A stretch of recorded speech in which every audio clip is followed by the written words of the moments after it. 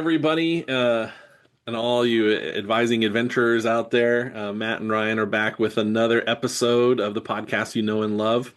And we are in a different recording environment as well, thanks to some technology issues that are always present in our lives. And so our guest is with us straight away. So I'm going to let Matt introduce our guest. Well, before we get to that, episode 175 has already happened, where you already heard the bittersweet news that the Adventures in Advising podcast, the current form of the podcast, will be ending in January 2027 with episode 200. More news to share along the way, but hey, we have plenty of stories and adventures that we're going to be sharing, including this one today with the amazing Dr. Deborah Parsons. To kind of give a little backstory how we got to this, Ryan and I over the last few months have been kind of chatting about retirement, not necessarily today or right now, but what's that going to look like? Should we be thinking about it? We like to talk about pop culture and advising and all that fun stuff, but then we start talking about adulting and 401ks and 403bs and what does our retirement look like, Social Security. Do we still continue after? When do we retire? All those fun questions that we thought, well, should we talk about this more? Do other people have questions about this? And I was recently talking to Dr. Deborah Parsons, who is already retired, and we were having conversations about reinventing yourself. What do you do to keep busy? When should people start thinking about stuff like that? And not that this is given any expert advice. This is based off experience and probably ongoing conversations. And I said, hey, why don't you come on the podcast? Because you've done some things after you've retired, including writing a children's book and illustrating a children's book. Mm-hmm. So I think this is going to be a fun conversation. Dr. Deborah Parsons, welcome to Adventures in Advising. Thank you. Thank you for having me. And I guess I should say returning guest, because you were on one of the early episodes, a very short interview when I didn't know what I was doing. The first question, you know now? I still don't know. I still don't know. But before we dive into the actual topic of this episode, Ryan, I'm going to ask, pet-wise, how many pets do you have? So we have two. They are miniature schnauzers. They're litter mates. I grew up in a 2-dog household, but they were outside dogs. And when my wife and I, got married and we moved in, we didn't have any pets for a while. And then we had the opportunity to sort of adopt from within the family and take on one miniature schnauzer. And we had her for 13 of her 16 years. And when it was time for her to take the next step, as you might think of it, my wife was like, don't let anyone convince us. Christmas was coming up, birthdays, like, we're not doing that. And so there was a 3-year window where we were petless at home. And I will say that there was some nice things about it, just the not their schedule or thinking, have we done this? What about that? But we had a friend who posted on Facebook a very cute picture of a miniature schnauzer. And my wife commented on that picture. And she said, well, there are others. And so when we went to visit, there were only 2. We took our kids, who were 6 and 3 at the time. And one of the kids liked one, and my wife liked the other. And she looked at me at one point and said, what if we take both of them?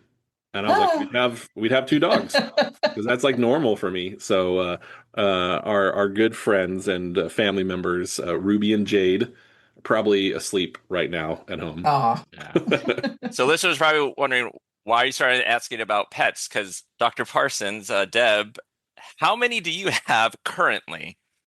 Am I going to be turned in? I have 10 dogs.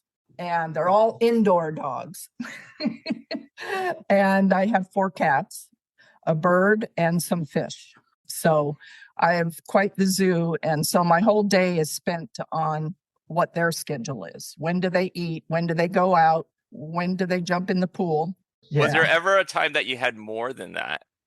I did have 11 dogs at one time, but I said no more dogs, no more pets, because I'm older.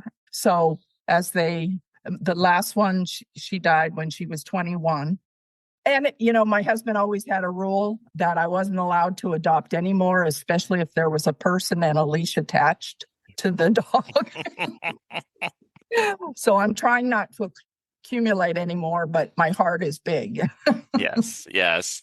You're a dog, I guess a Whisper. zoo, yeah, a pet whisperer here. So, but you know, you've had several very different chapters in your life. You know, you've been a police officer, faculty member. You were my professor way back when in one of the criminal justice classes. You've been assistant dean, illustrator, writer. When you look back, you know, can you kind of talk about your journey, I guess, through all of that and kind of what connects all those versions of yourself? You know, that's an interesting question because they do seem very different, you know, different careers, different sort of trajectories. And, you know, if we look at our parents and our grandparents, they sometimes had one job, you know, and with one company, and they were rewarded for loyalty. Nowadays, we change jobs like we change our underwear. And so, sometimes we change jobs more frequently, at least lately. But um, I think that it was like when one door closed, I looked in a different direction. So it kind of it jumped around. Like I started off going to school for art, going to college for art, decided that I needed to make money. So I went into the job market. And then somewhere along the line, I sort of became interested in police work. And I saw these two ladies on some network, some channel, and they said, "Oh, women can be cops." And I went, "Oh, that's interesting." Well, I wasn't an American citizen at the time. So you have to be an American in order to carry a gun. So I had to wait and get my citizenship. I came over from Canada when I was really young, but I never did that. So I had to get that first. And while I did, I went back to college and took some criminal justice. And then I got into the I got hired and went into the police academy. So that's where, you know, that trajectory. But it was really tough. I was the only woman on a all male police department. I ended up leaving there. I sued the department for discrimination. I'd tell you all that, but that might be another podcast. But it was hard for me to get back into police work because once you sue a department, they don't want you. So I was like, oh no, what am I going to do? You know, because I had spent so much time trying to get into it. And I decided to go back to college. And so I went back and I saw a job opening for a dispatcher for the community college. And I went in and I was interviewed by a panel, and the chief was in there and he said, "Well, I've seen you've been a police officer. Why don't you want to do that?" And I said, you know, I'd just be happy being a dispatcher. And he goes, "Come in tomorrow and I'll suit you up." And so 26 years later, I retired from being a community college police officer. Community college policing is just like any other policing. You know, you have arrests, you have to keep a low profile, but until they need you. But while I was doing that, I was earning my degrees, my bachelor's, my master's, and then finally my doctorate. And my dad always said, "What do you want to be? The best criminal you can be?" You know, because he didn't understand me majoring in criminology. But so then I started as a faculty member, but I was still a police officer. So I was doing two careers at once. And I had my son when I was 40, my only child when I was 40. So I graduated and had my child the same year, and I started working when he was 1. So again, 26, 27 years later, I retired, and he's now 31. So it's been a journey, and that's not even to mention all the jobs that I had before I was a cop. So, Well, actually, Ryan, before you go, I think you'll like this one because you're a music fan. Are you a fan of Prince? Me or Yeah, yeah. yeah. Okay. We don't need to get into the why of it, but for anyone who's going to say no to that question, I would really love to talk with them about it. So, Deb, do you mind sharing that story? Okay, well, I worked at the Fabulous Forum in my 20s, and I went to a lot of concerts. I worked in the operations department, so I met a lot of famous people. Unfortunately, I was more interested in what the cops were doing. That's how I got interested in police work. But I really hobnobbed with a lot of these stars, went to parties in Hollywood, went to all this stuff. And I'm not a big, what do you call it, like person that's, in love with stars or anything. I just was there. Mm-hmm. But I went to a concert with the stage manager of Prince, and Prince sent a note to me and said, "Would you like to go out and come over to my house?" And, we're going to have an after party. I have to say that I had my hair in beads and I had leopard skin tight pants. I was only 110 pounds then, not now. But he invited me. And unfortunately, I was with the stage manager on that date, so I wasn't able to go. So I turned him down. Wow, rejected Prince. Everything would have been different for sure. Probably for me too. Probably it would have. But I had lots of opportunities to date in that pool, but I really wasn't interested. It's not my cup of tea.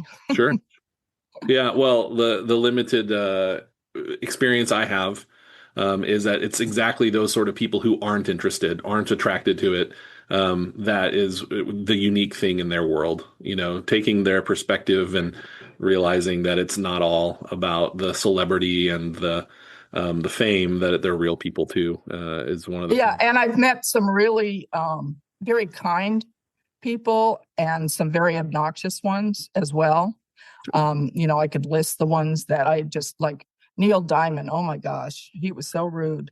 And some of these other people that, you just, I'll tell you, Rod Stewart was very nice. And also, I don't think he photographs well because he was really handsome in person. He had like Caribbean blue eyes, and he was very, very handsome and very nice, down to earth. So there's so many tales that I could tell you.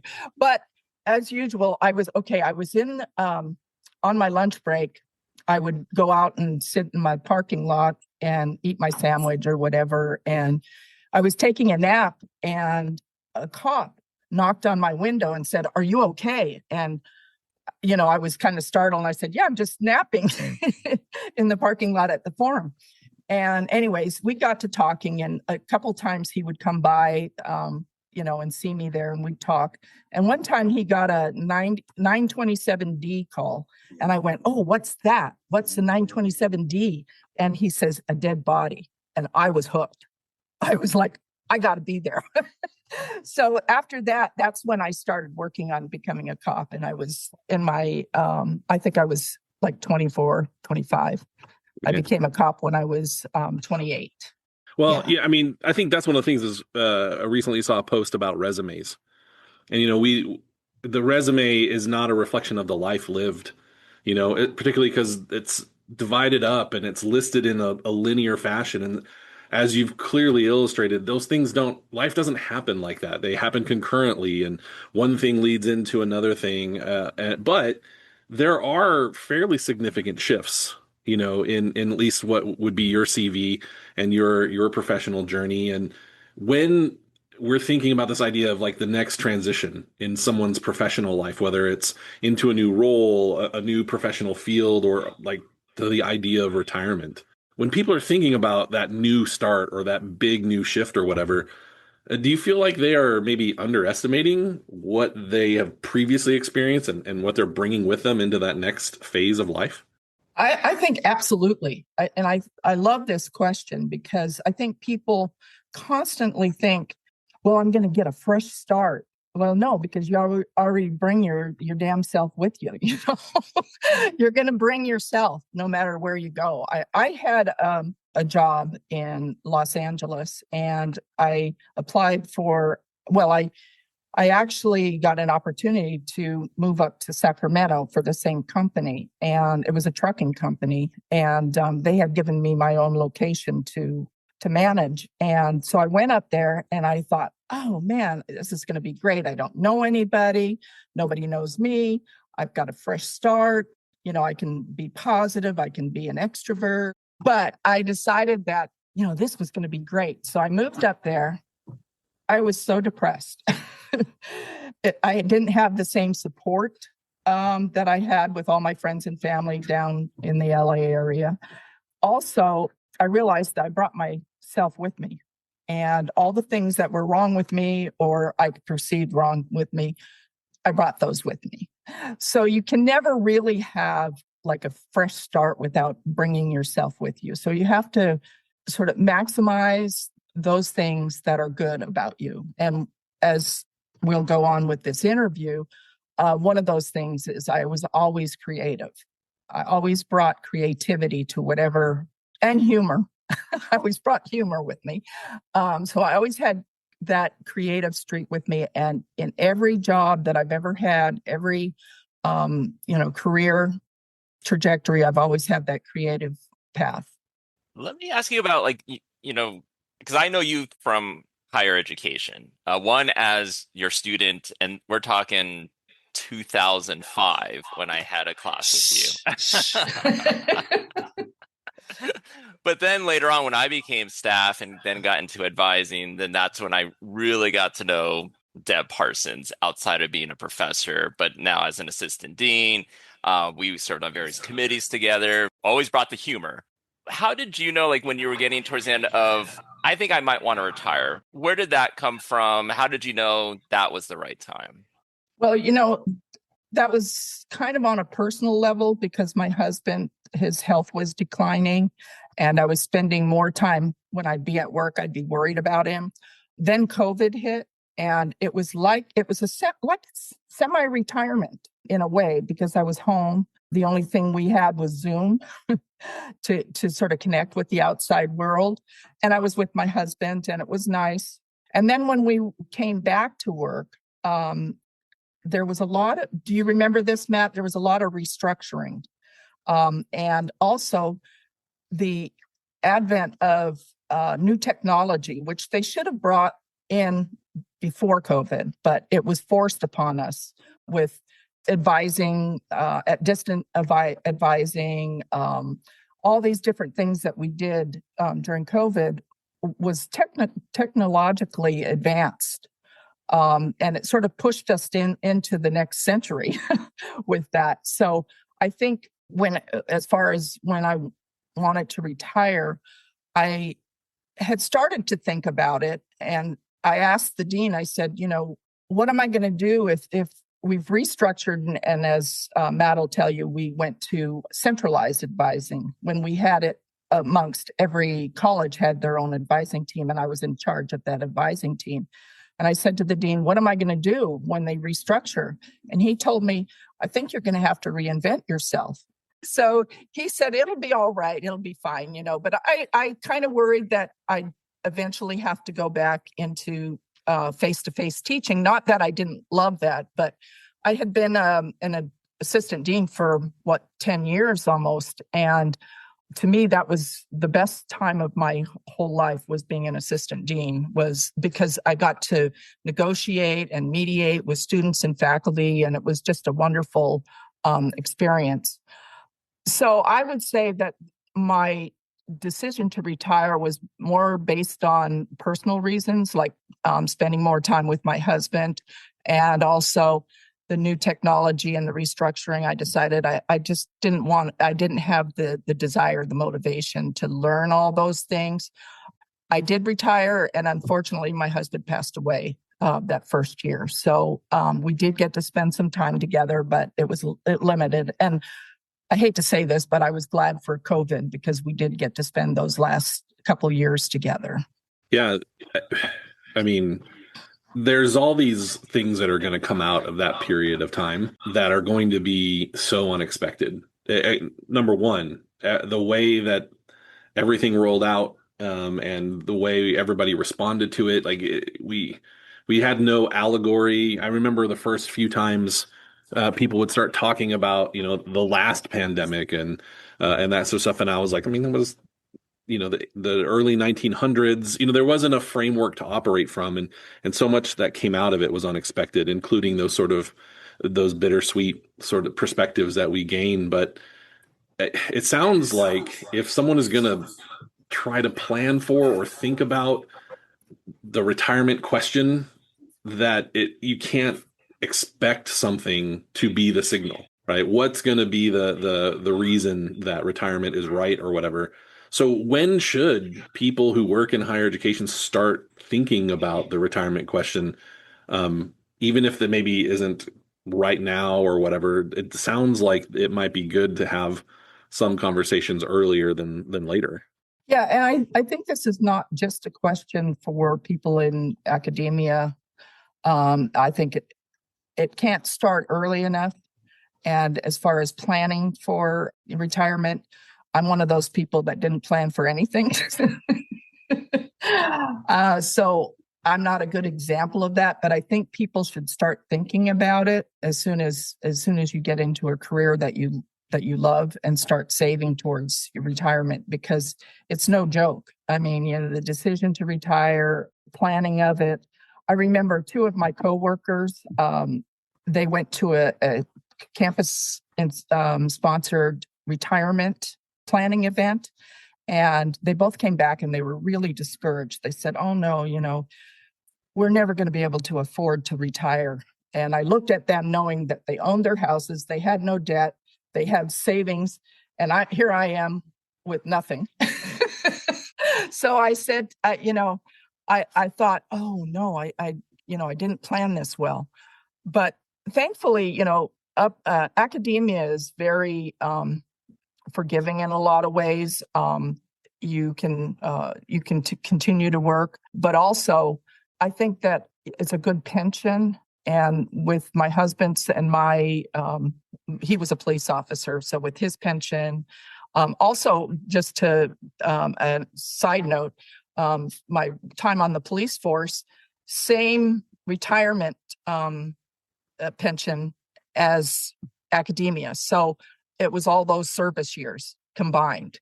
So I did pretty well, despite the fact that I flew by the seat of my pants. But I don't recommend anybody do that because it's very scary. I have a lot of friends that are still working. I mean, look at me, I'm 72 years old, and there's people out there that are still working. So, I feel like it's never too early to start planning for your retirement. And you guys should, be thinking about that too. I wish I had thought about it 20 years before I did, but I did all right. So it worked out. I will say, because you were talking about pre-COVID and then during COVID, I do miss our chats in your office pre-COVID and with our Taco Bell breakfast wraps. Crunch wraps. Crunch wraps, yes, there you go. My bad. With some hot sauce. Yes. You have people that change, you kind of mentioned, people changing jobs frequently. Some might be like, I'm super tired, or I'm fatigued, and I need to now have a new job. Some get nervous about, do I just stay in the same job? I think from your experience and people you've known, or, just your career trajectory and the different careers that you've had, do you think there's a way to tell the difference between normal fatigue and there being a real signal that maybe it's time for a change? Stay with us. We'll be right back. If you're a podcast host or someone wanting to be interviewed on podcasts as a guest, visit podmatch.com. Podmatch automatically connects ideal podcast guests and hosts together for interviews. We always say it works just like a dating app, but instead of connecting you for dates, it connects you for podcast interviews. Podmatch has connected over 85,000 guests and hosts together for interviews that listeners love, all while saving you countless hours of administrative work through built-in automations. If you're ready to level up your podcast interviews on either side of the mic, start today by visiting podmatch.com. That's a really good question. And like I said, academia is very forgiving. I mean, how many of us know professors that have worked way past their death? They're like, you see them in the hallway and you're going like, that person's still here. So I still teach. I teach 2 classes in the online criminal justice program, and I'm grateful that they let me do that. And it keeps me in touch with students, even though it's online. And I don't have to do that. It's not, in fact, it pushes me up into another tax bracket. So it's not necessarily a good thing, but I enjoy doing it. And I think a lot of faculty, they retire and then they continue to teach after retirement. Just like police officers, for some reason, when they retire, everybody in policing usually retires around 55. And then they get a security job. What the hell is that? Weren't you tired enough about, so I think as your question is, when do you know? I think for me personally, it was that component that I already mentioned, which is the technology. I think technology, when I saw that, Chat GPT and AI and all these things, and professors struggling with how to grade papers and what the assignment should be because students were, what they say, cheating and all this business, I thought to myself, oh my God, hell no. I don't want to have to learn all that. And it's funny. I don't know if you remember Dr. Coles. Matt, do you remember Frances Coles? Anyway, she was a great colleague of mine. She retired shortly after I came on board. And I have breakfast with her periodically. And one time when we were transitioning from Blackboard to Canvas, I said, oh, we're moving from Blackboard to Canvas. And she says, what's Blackboard? So that was like a moment for me when I realized that technology moves really fast. And she didn't even know about, PowerPoint notes or lectures or video streaming or things that we do with our students. She didn't have any idea about that. And I was like, oh my God, what's happening in the future? So I decided I don't have the motivation to learn all this. And I really am not ready for it. So, and I've actually changed my assignments in my online classes so that they don't do as much writing and it's more personally motivated. So they have to write from their heart rather than looking stuff up. Yeah, I in particular, as someone who teaches primarily online as well, that move really helped me rethink, like, what was I trying to accomplish? Just because the technology shift or a new platform or whatever.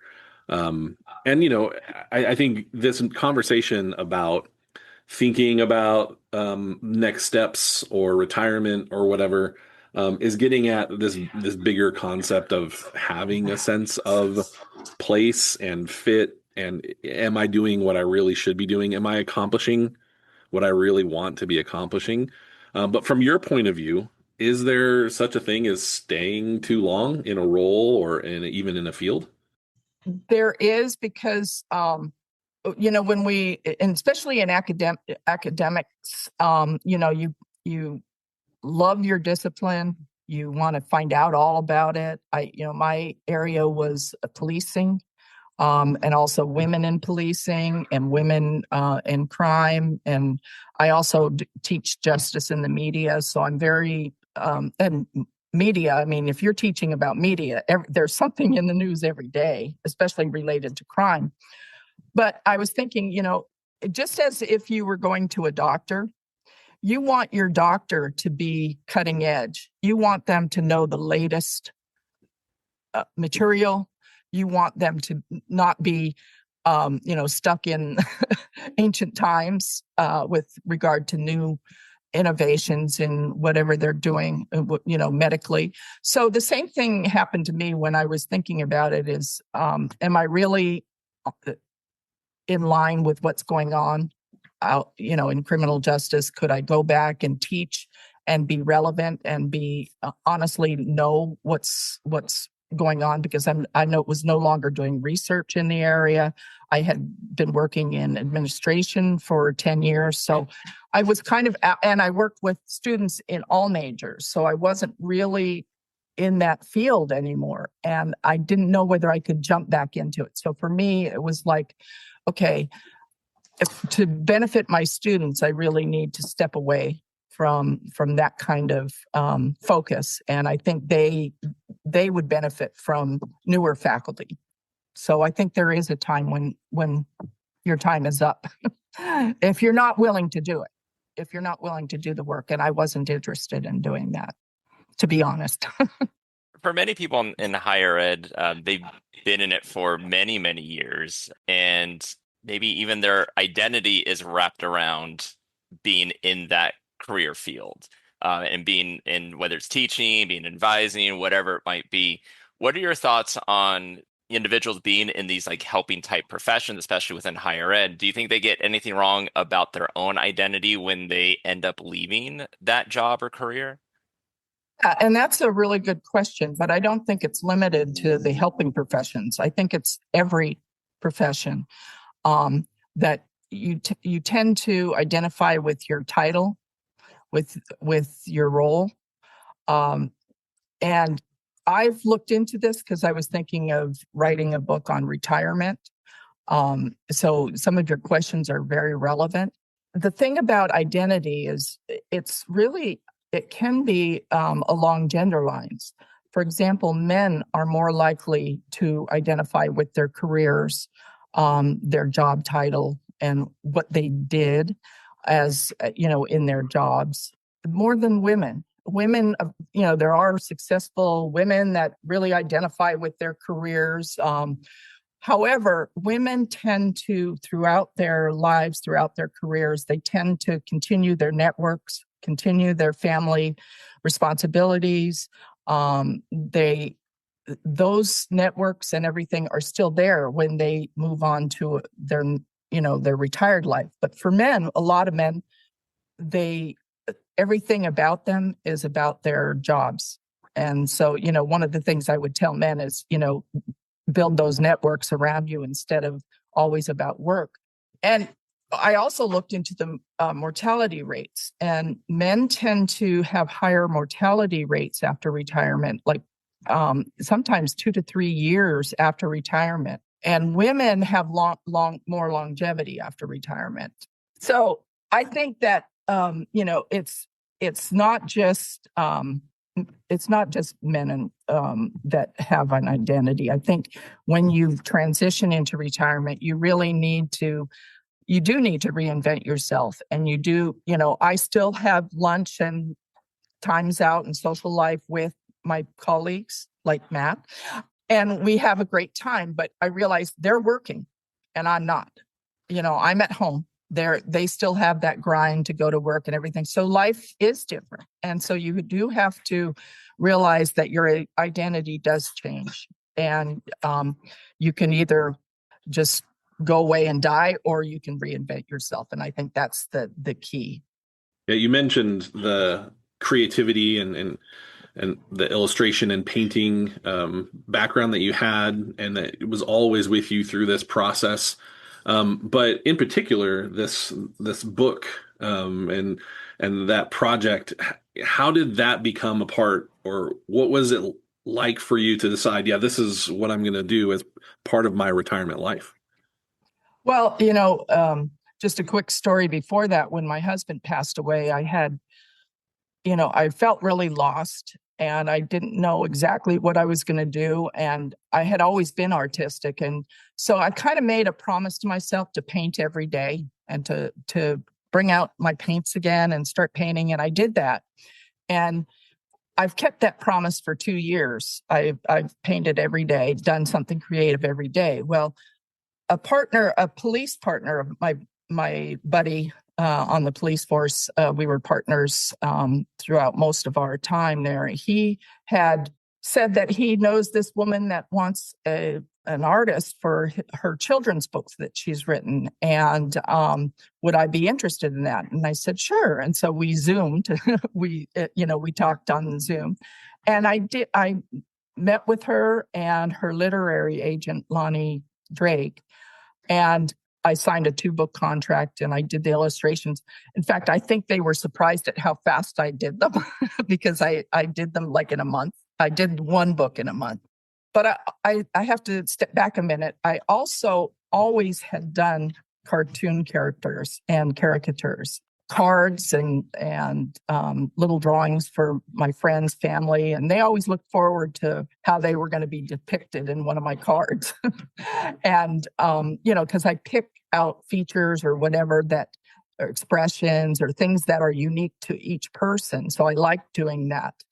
And so one of the things I did was when I illustrated these, I'll show you the first book I did. I can't see if you can see that, but this was Helen Malmad. She is the author, and I designed the cover and all the pictures inside, all the illustrations.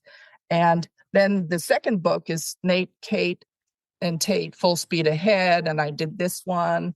And so as I was doing those, and those took me a few months total, I decided, well, maybe I can author a book, because I had some creative ideas. And I sat down and I wrote the story in about 3 days, maybe refined it the third day, and called Lonnie, the literary agent, and said, would you be willing to help me with this? And she said, sure, So then I did my own book, which is Miles Carter Can't Sleep, So He Counts Sheep. And it's, you've got yours too. Oh, thank you very much. But the story is about a boy who lives with or is visiting his grandparents, and he doesn't really know them well, but he can't sleep. And his grandma comes up and she says, if you count sheep, it'll make you really tired. And he goes, count sheep? Why would I do that? What's that about? So when she goes to bed, he decides he's going to go off and find some sheep.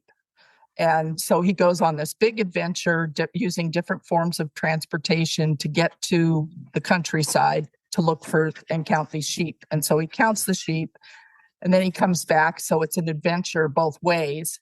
And he sneaks back up into his bedroom. And so the ending is kind of a surprise, so I won't ruin it. But it was just something that kind of came to me. And I've also written now a second book, not of the same thing, but which is a children's book for kids that are reading chapter books. And it's called The Raven Detectives. And it's about three kids that solve a crime. So I've got that book written. I have to do the illustrations for that. So now I'm kind of on this path. But it's not that I'm just doing the books. I'm also doing paintings, portraits, pet portraits. I don't really like to take too many commissions, because you have to kind of get yourself into the idea of what they want. And I haven't had any problems. Most people love what I've done, but you could get into where, that doesn't look like them, or, I really wanted it this way. And so commissions are harder. I think there's more freedom with doing what I want to do. Yeah. And you are super talented and creative. And I'm not saying that because I know you. Sometimes it's just like you just get inspired all of a sudden. Like I just remember, one time I posted, like I don't really buy a lot of weird looking socks anymore, but like I would wear socks and then post a picture, which kind of sounds weird saying that out loud, but I remember that. Yeah. And so you just all of a sudden were like, let me draw that. And yeah, I still have it. And you gifted that to me. Maybe we can kind of connect this like creativity and being in administration, being an assistant dean. Did your creativity background, did that help you in being an administrator that teaching didn't help you with? I think this is also a very good question, and people can reflect on this for themselves. But a lot of work environments and jobs and careers, you have to have structure. You have to have foundation. You have to have discipline. That's very true with academia. There's policies you need to know. There's rules you have to follow. You have to have, they say, you've got academic freedom to do what you want, but you don't. Don't do it. You actually have to be very careful with what you say, what you do. Well, I've never been careful with what I say. But I think you have to be very careful with being very structured in that. With art, there's a lot of freedom. Now, there is still structure and there's still foundation. You still need to know paints and art supplies and the surface that you're putting things on and how to frame things and what to do. So there's still all those little technical details, but there's so much freedom in being able to create. And I think it's natural. I think not just for me, I think people sort of suffer in those tight environments if they can't express themselves. And I think that really helps to be able to be your own self in your job to the extent that you can. I think in police work, they would have frowned upon me expressing myself.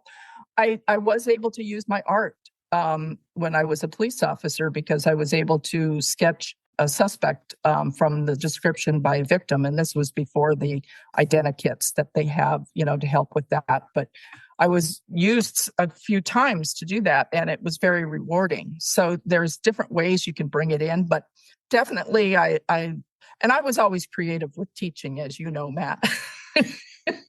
Very creative, but I still had parameters. And so I think art has given me a taste of that freedom again.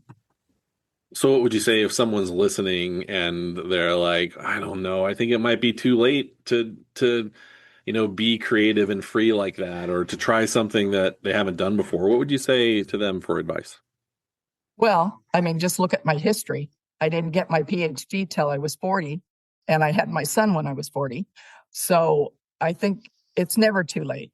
Unless you want to be a stripper or something, it might be a little late.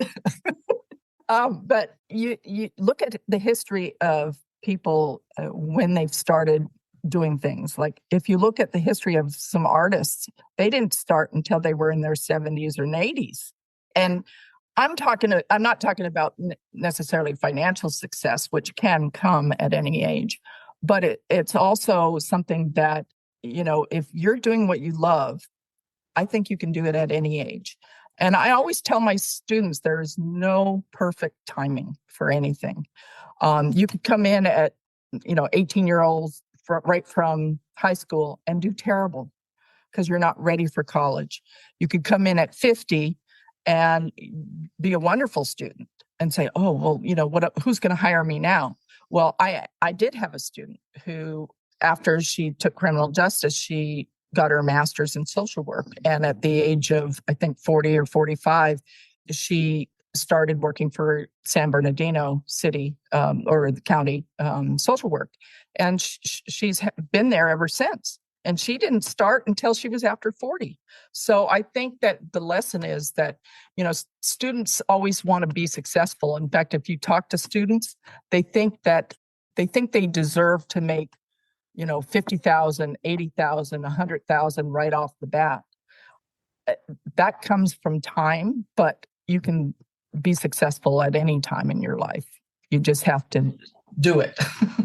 And as we get to the last couple questions with our time remaining, and maybe continuing this conversation with talking to students, how can students recognize talents in themselves that maybe it doesn't fit neatly into a single major? That's a good question. People always said to me, you got to show your talents. And the last time I did that, I got arrested. But I think students have a lot of talents. People have a lot of talents that they haven't necessarily tapped into. So I think it's important to explore that. And I always tell students to talk to people in the profession they're interested in. One year I had my graduate class. Their assignment was to go out and interview people in the criminal justice system, whether it be police officers, judges, lawyers, corrections officers, probation, parole. I said, go out and find people, interview them about their jobs, what got them interested and things like that. It was the best assignment. They actually had like an eye-opening experience. And the following year, since that was so successful, the following year, I had them bring somebody with them to class and present. And they asked questions like you guys are doing to me, but it was in person. And so it was really a great experience. And I realized that people have a lot of interests but it really is doing your due diligence and having advisors. I think having an advisor is very important to help you access the resources you need to find out what you want to do. I know students that take a class and all of a sudden they go in that direction, take another class. Oh, wait a minute, I want to do this. I've had one student who was a criminal justice major, and he said, I want to be a lawyer. And he found out when he was applying for law school that they really wanted political science or philosophy. So in his last year, we actually, this is when I was advising students, I actually was able to get the classes for him to finish a second major and to do a minor in philosophy in his remaining time. And now he's been an attorney for like 15 years. So that's a success story. So sometimes it's about combining different majors. My son did physics and chemistry and math. He combined those and went to a PhD program and, was successful there. I don't know. I don't have those brain cells to do those majors, but I think you get advising and do your due diligence in terms of looking at where that major would lead to what careers. Yeah, well, if you could sit down and advise your college age self, what would you say? Same advice to take that perspective, or do you think knowing who you are, you might have some other recommendations? No, I do recommend that same thing.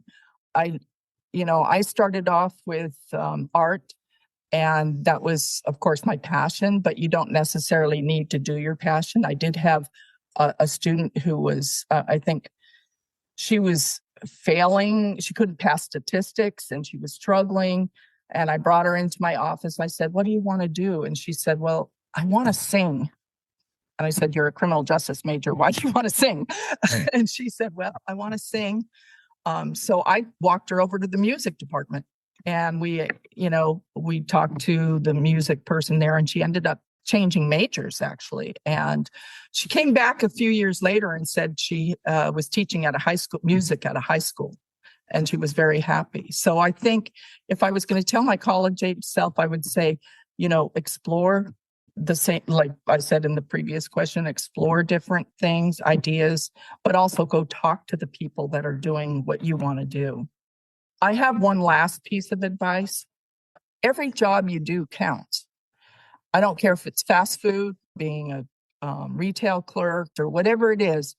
Every job counts because you learn from everything you do. So I always say, do everything that you can to be present while you're there. Actually, be positive. Do what you're told. If you don't like your job, start looking for another job while you're still employed.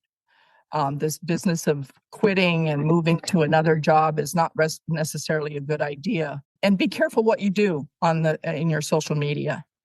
I had a guy that wanted to be a police officer, and he had a picture on his Facebook or whatever it was, Snapchat, or where he was holding a gun and a bag of weed. And he never did get a job because they can go back and see that, even though they say, oh, I deleted that. No, you didn't. So I always tell people, be careful what you do in your background too, because they can see it. And you want to keep your life pure and give yourself, and as I learned in the police academy, give 110% to every job. And I've always done that. One job that I had, I worked at Aaron Brothers Art Mart, and I was working, retail basically, but the manager, it was dead in the store, and the manager asked me if I would clean the windows. And I'm not going to clean the windows. I thought he was like, you're a woman, clean the windows. So I was like insulted. I was like 20 years old. I was insulted. Then I saw him out there cleaning the windows. I went, oh God, the manager's cleaning the windows, and because I said I wouldn't. So I learned, if he can do it, so can I. So I should do everything that I need to do while I'm at that job. I learned a lot in the class back in 2005, but the one thing that always I've taken with me in advising is you told us within criminal justice, you said any law, no matter what, is not always black and white. There's always a gray area. And that's something that I think applies in our profession as advisors when we're working with students. So whether is there a course substitution? Can we waive something? Do you qualify for a withdrawal? Do you have an extenuating circumstance? Can we add after the census date based off your situation? There's always some sort of gray area, and we as advisors kind of try to find what can we do to help our students and maybe sort of bend the rules but not break them. But well, Dr. Deborah Parsons, you said that that's very important. I always considered myself a broker. A broker of services. Mm-hmm. The more network I had, the bigger network I had, the more people I could call to help the person that was in front of me. Yeah, absolutely. Dr. Deborah Parsons, thank you so much for being on the podcast and chatting with us today. Thank you. And it was really nice talking to you, all two of you. Well, thank you.